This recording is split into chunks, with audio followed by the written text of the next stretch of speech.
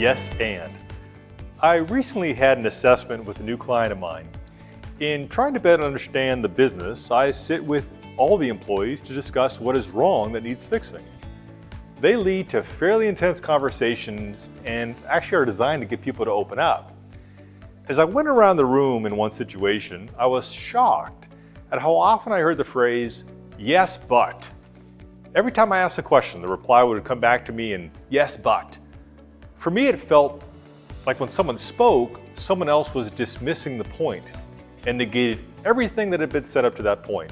Saying yes, but keeps us siloed and closed off. Yes, and bring trust and positive interaction. It allows for co-creation. Yes, and actually expands the problem and offers positive suggestions. It brings creativity and innovation.